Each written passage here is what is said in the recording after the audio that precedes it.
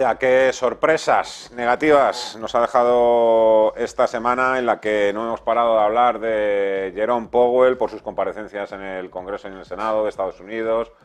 No hemos parado de hablar de los tipos de interés, de la inflación, del petróleo, del dólar y nos hemos encontrado entre ayer y hoy con esta desagradable sorpresa, esta ya casi quiebra del banco Silicon Valley Bank en Estados Unidos, que se ha llevado por delante también a unos cuantos grandes bancos norteamericanos y que también se está extendiendo como la pólvora hacia Europa, aunque, bueno, ya sabemos que en estos primeros momentos, crisis de confianza, como decía Pablo García, pues bueno, las primeras reacciones, o lo que hace el mercado suele ser reaccionar y luego, normalmente luego todo empieza a calmarse una vez que empiezan a estar las cosas más claras, pero para que todo esté más claro también se necesita tiempo. Abrimos ya Momentum de la economía de los mercados, hoy con Gabriel López, CEO de Inverdif. Hola Gabriel, ¿qué tal? ¿Cómo estás? Muy buenas tardes. Buenos días, Fernando, y muchas gracias por la invitación. Y con Guillermo Santos, socio de iCapital. Hola Guillermo, ¿qué tal? ¿Cómo estás? Muy buenas tardes.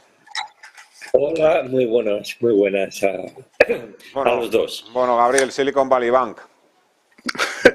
Bueno, la verdad es que, pues obviamente lo que primero viene a la cabeza es la gran crisis financiera, la quiebra de los grandes bancos americanos y lo que tardamos en recuperar esa crisis, ¿no? Que fueron de media unos 3 años y que al final JP Morgan pues se tuvo que quedar con un banco de inversión como Bear Stearns, que era una de las joyas de la corona, pues precisamente porque habían tomado demasiado riesgo en el mercado hipotecario, ¿no? Entonces, lo que pasa es que, claro, todos los bancos tienen que cumplir ciertos parámetros de liquidez, son más estrictos desde la gran crisis financiera y obviamente este banco está en California, su propio nombre lo indica, ¿no? Donde se sitúa. Y tiene que cumplir con estos criterios, pero claro, esos depósitos de liquidez están en papel de largo plazo y con la subida de los tipos tan dramática, pues y que hay otros grandes inversores como Thiel, ¿no? Que ha dicho que había que retirar los fondos, que tampoco ha ayudado mucho, pues ha habido una retirada de fondos masiva que no se esperaba. Obviamente es un sector, el del venture capital, ¿no? De capital riesgo, pues que está sufriendo muchísimo por el coste del capital actual, ¿no? El 4%, cuando apenas hace un año pues estábamos por debajo del 1%. Así que obviamente ya estamos viendo los efectos de esta subida de tipos. Es un pequeño canario dentro de la mina, pero obviamente los bancos regionales americanos llevan bajando desde hace 4 o 5 años, llevan sufriendo muchísimo, pero lo que son los grandes bancos pues están más controlados, más supervisados en Europa y en Estados Unidos y hay mayor transparencia y les han exigido desde esa crisis financiera pues cumplir con unos criterios de liquidez muy exigentes y no veo ningún sentido ver el Banco Santander bajando un 5%, el BBV bajando un 4%, Société Générale, BNP, todos, puesto que con esta subida de tipos y también por la excelente situación de la economía que se sigue manteniendo fuerte, pues el consumo se mantiene y van a publicar excelentes resultados. Este tema, Silicon Valley Bank, también es una buena excusa para todos aquellos que han hecho fuertes plusvalías en el sector financiero y que quieran recoger beneficios, pero tampoco quiero ser alarmista. Ha sido tú, Gabriel, también el que ha citado a Lehman Brothers. Y creo que realmente sí que hemos aprendido mucho de la quiebra de Lehman Brothers, sobre todo a capitalizar más y mejor a los bancos aquí en Europa, pero también quiero recordar también lo que decía el Fondo Monetario Internacional, lo que decía la propia Reserva Federal o lo que decía la OCDE con la crisis de Lehman Brothers, que todo se iba a quedar, que estaba todo muy concentrado, muy focalizado en un solo banco y que esto no iba a ir más allá, o lo que se dijo hace 2 años con la crisis pandémica, que todo era un tema de China y que por supuesto aquí en Europa podíamos estar todos tranquilos porque no iba a llegar. Y ya vimos lo que sucedió, que se paró el mundo. Bueno, dicho lo cual, que yo creo que hay que recordar bien todas las cosas. Creo, insisto, que creo que algo habremos aprendido también, Guillermo, de todo lo anterior. Sí, se ha aprendido. El que más ha aprendido es el regulador, que somete al sector financiero, a mi juicio, a una regulación extremadamente vamos a decir, rigurosa y estricta en algunos ámbitos que le complica la vida, pues quizá demasiado. Esa regulación tan estricta puede frenar situaciones problemáticas en la banca. Pues ya vemos que no necesariamente, ¿no?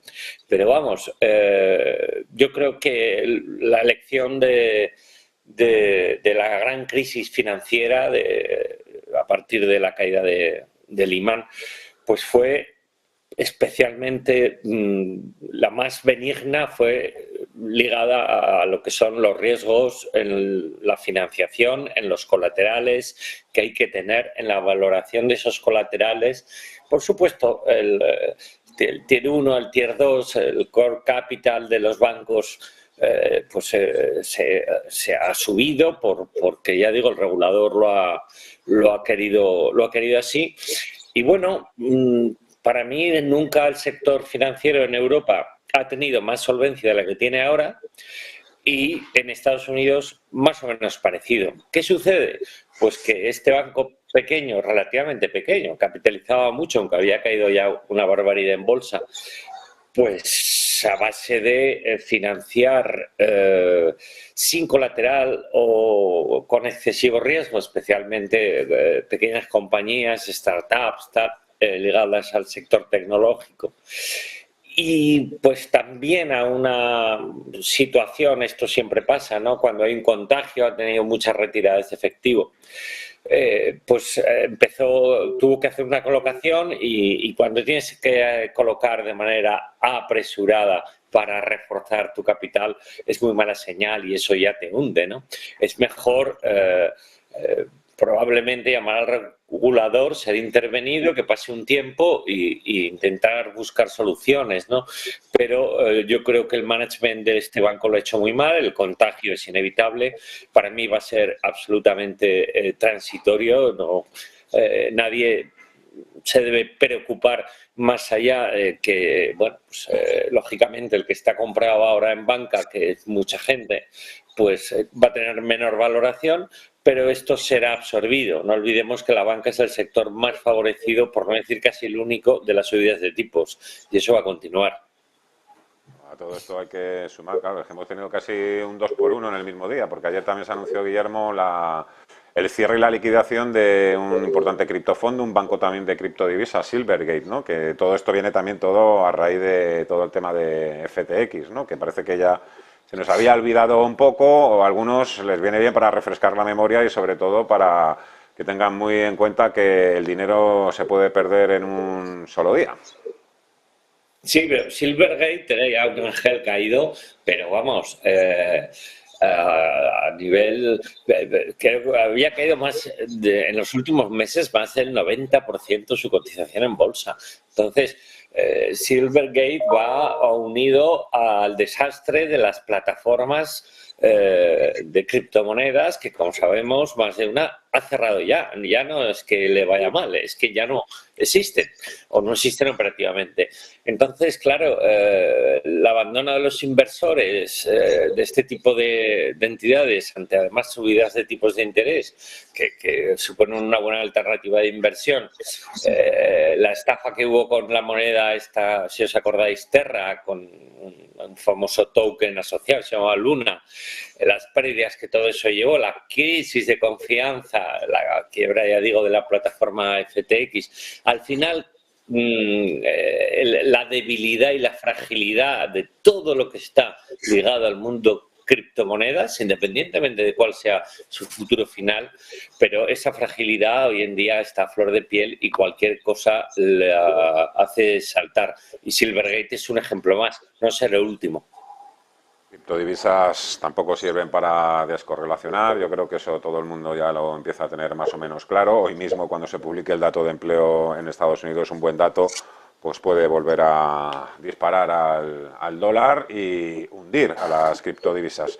Estamos hablando también mucho estos días, Gabriel, de todo el tema de la famosa curva invertida, el diferencial entre el 2 años y el 10 años se ha ampliado a más de 100 puntos. Hoy no sé cómo está, no me ha dado tiempo a mirarlo. Entiendo también que están bajando las rentabilidades, sobre todo los plazos largos, porque la gente con todo este tema del Silicon Valley Bank, pues se ha refugiado en los bonos y cuando se compran bonos en cantidades masivas bajan las rentabilidades. Pero bueno, quería preguntarte concretamente, Gabriel, un poco cuáles son, ya que estamos todo el día, un santo día, hablando de la famosa curva invertida en Estados Unidos y de esos indicadores de recesión, ¿cuáles son los sectores que históricamente mejor se han comportado cuando esto ha sucedido? Que han sido ya unas cuantas veces. Creo que 28, 29 veces, y en 22 veces de esas 29 sí que llegó a producirse una corrección, una recesión. Bueno, sí, la curva tocó máximos en estos últimos días, excepto hoy que ha retrocedido, estábamos a 107 y ahora estamos alrededor de 97, pero sí que es verdad que normalmente el comportamiento histórico del mercado cuando hay una inversión de este calibre es totalmente contrario a lo que está sucediendo actualmente. Aquellos sectores que mejor se comportan son los defensivos, sobre todo el sector de salud, el sector de las eléctricas, el sector energético, y son todos los sectores que han tenido una rentabilidad negativa este año o muy pequeña, en contra de aquellos sectores que lo hacen normalmente mal en circunstancias parecidas, como es el consumo discrecionario, como la tecnología, como los valores cíclicos, pues que han subido un 8 o 9%, mejor dicho, que el mercado está totalmente invertido en lo que normalmente sucede cuando tenemos esta clase de inversión.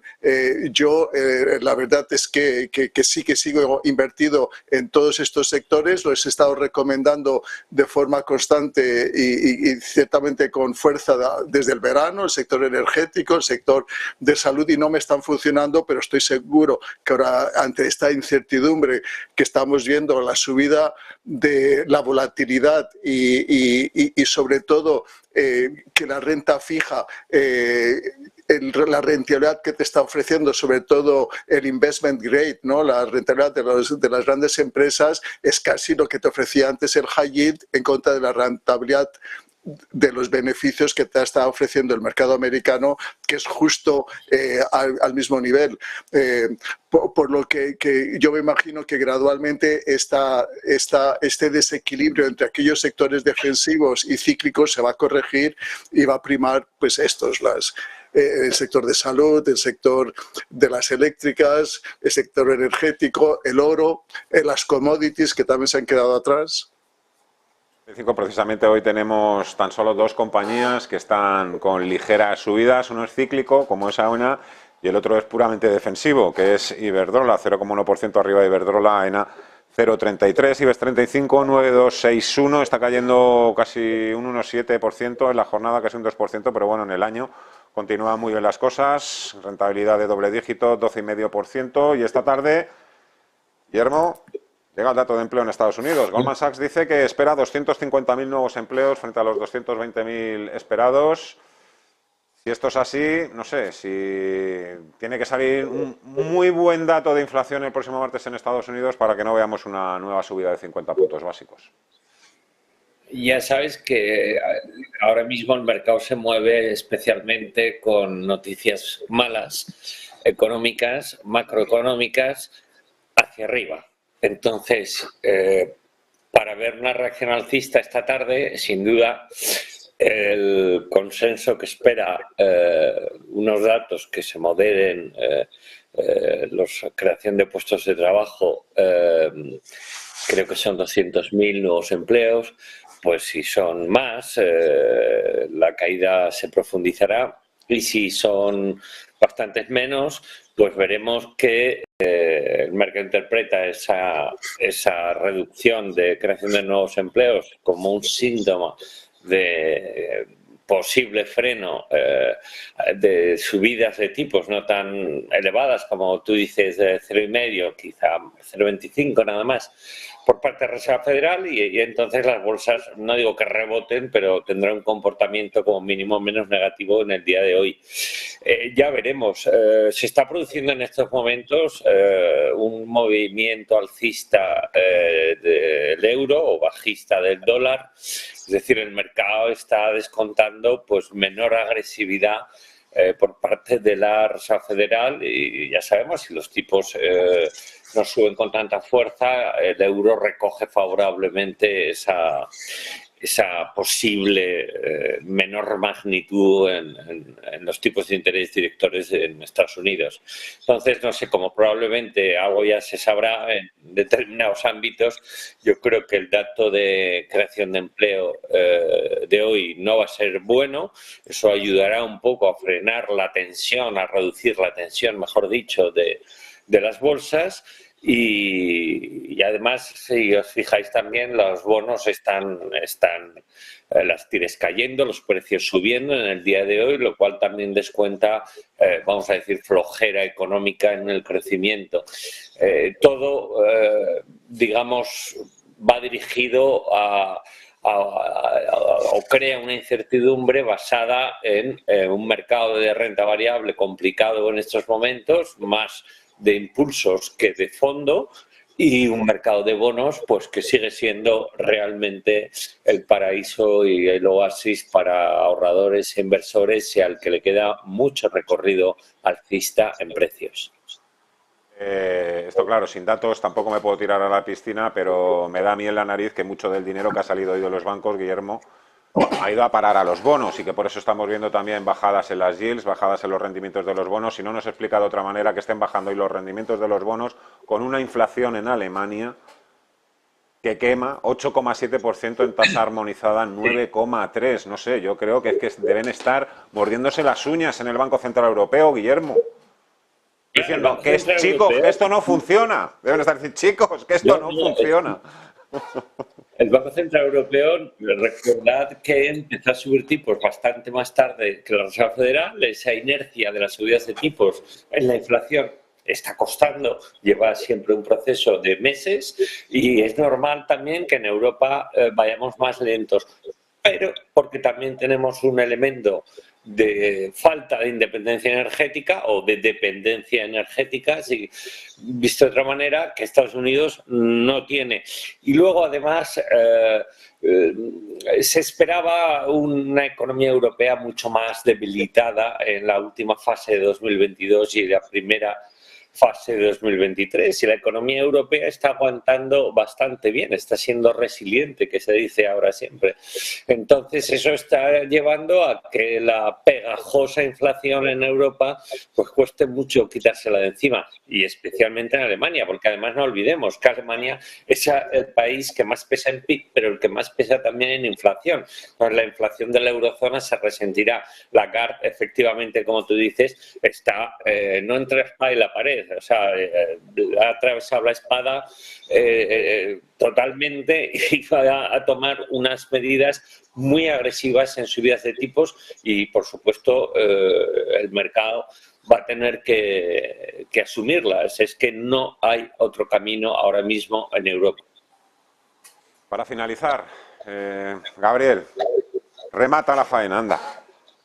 Bueno, te dije antes que la curva está invertida de 97 puntos básicos, pero son 77. Estábamos por encima del 4 en el 10 años americano, y ahora estamos en 3,86, y el 2 años está en 4,63. Bueno, yo creo que el Jerome Powell lo va a tener francamente muy difícil el 23 o el 22 de marzo, puesto que él ya ha lanzado la señal de que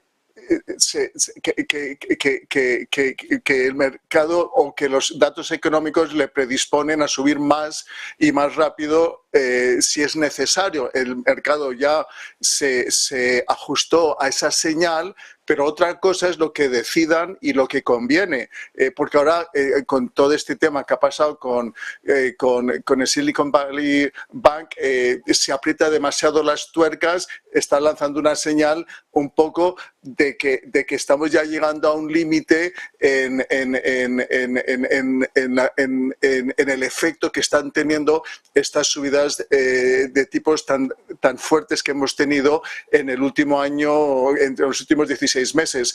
Y no olvidemos que la Reserva Federal por defecto lo que le gusta es subir 25 puntos básicos. En los años 90 subió de una forma constante y al alza 14 veces 25 puntos básicos de un solo tirón. Me he dicho que yo estoy más en el campo que va a subir 25 puntos básicos y no 50, porque tal vez 50 sea demasiado, pero sí ya el mercado se ha ajustado que para junio suba otros 25 y puede que en septiembre. Pero yo creo que va a ir a paso y durante más tiempo que subirlos demasiado dentro de 2 semanas, que puede no ser lo que el mercado está buscando, que es una cosa lo que el mercado quiere y busca y otra cosa es lo que se necesita.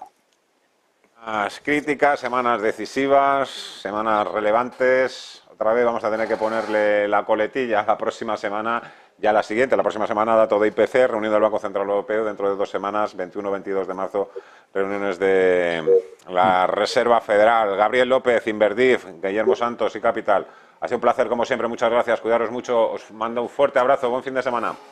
Gracias, Fernando. Igualmente para vosotros. Hasta pronto. Qué lujo, qué buena ayuda nos prestan siempre nuestros asesores financieros. Vamos a hacer una pausa, vamos a ver por dónde podemos esperar a los índices en Europa, sobre todo en Estados Unidos. Se ha roto algo en el S&P 500, en el Dow Jones. Enseguida